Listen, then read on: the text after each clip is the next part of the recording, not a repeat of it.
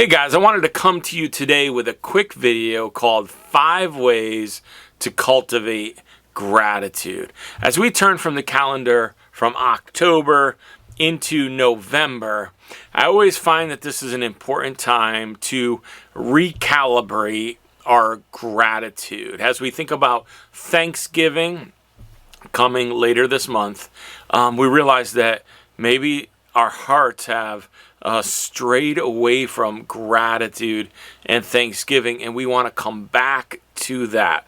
And so this is going to be a quick video blog talking about 5 ways to cultivate gratitude. You can go to our website, ashfordchurch.org, and you can get a graphic of 5 ways to cultivate gratitude, and you can download a 4-week gratitude PDF journal. So just go to ashfordchurch.org and click on the gratitude button and you will find that stuff. So number 1 in 5 ways to cultivate gratitude. Number 1, keep a gratitude journal. Keep a gratitude journal. Over and over again, when we look through the book of Psalms, we see the psalmist say, like, I will remember. And we see God say, don't forget. And so we want to have a gratitude journal where we're intentionally stopping to write down what we're seeing God do.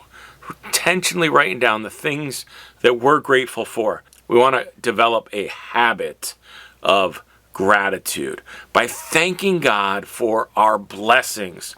A habit is a routine or practice performed regularly, an automatic response to a specific situation. And so as we think about creating a habit, we want it to be a normal reaction for us to stop and pause in our everyday life and to thank God for things. Number 2, look for gratitude in everything. The optimist says, my glass is half full. The realist says, my glass is half empty. But gratitude says, I'm grateful to have a glass. Remember the words that Jesus had when he was getting ready to go to the cross, and he sat down with his disciples at the Lord's Supper. And he said in Luke chapter 22, verse 19, he said, he took the bread and he broke it. And he says, and he thanked God for it, gave it to the disciples and said, this is my body given for you. He took that bread and he broke it. He gave thanks for the cross. He gave thanks that he was going to have to go through this sacrifice. Why? Because he gave gratitude in everything. He was grateful for what was going to happen on the other side, but he was grateful for his part in the process and even for the things that he was going to have to do. Number 3, give people grace. Give people grace. Colossians 3:13 says, make allowance for each other's faults and forgive everyone who offends you. Remember, the Lord forgave you, so you must forgive others.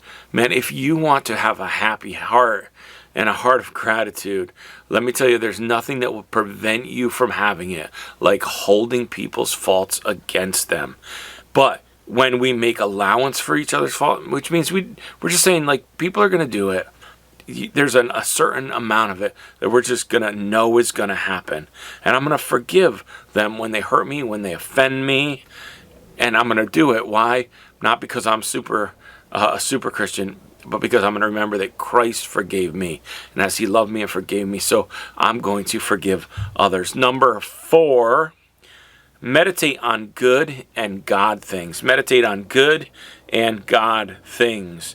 Philippians 4:8 says, and now, dear brothers and sisters, one final thing. Fix your thoughts on what is true and honorable and right and pure and lovely and admirable.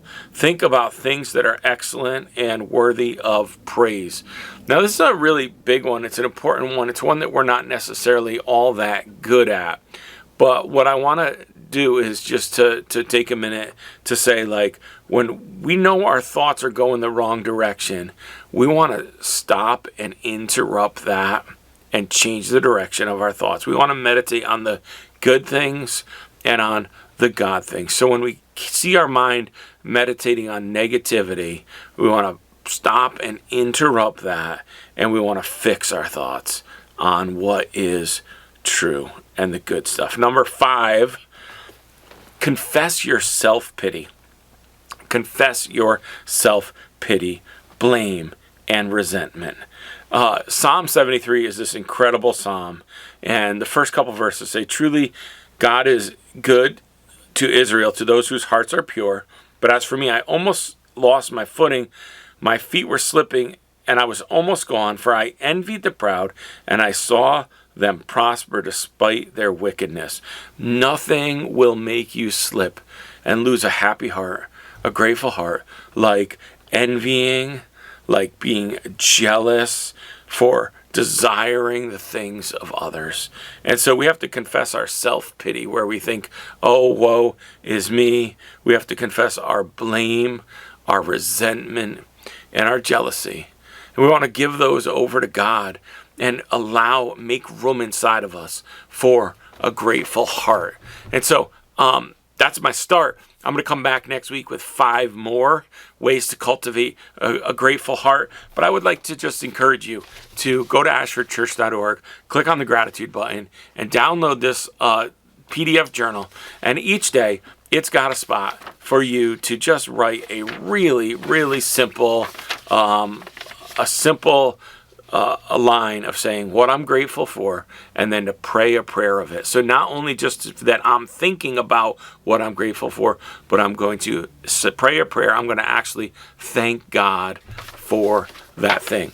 Hey, it's November. November's here. Thanksgiving's only a few weeks away. It's time for us to take that moment as just a reference point to say, all right, how is my thinking? Am I thinking negative? Am I holding my thoughts on the wrong things? Am I praising God? Am I grateful for what I have? And just to adjust our hearts and bring them to a place of gratitude. God bless you guys, and thanks for listening today.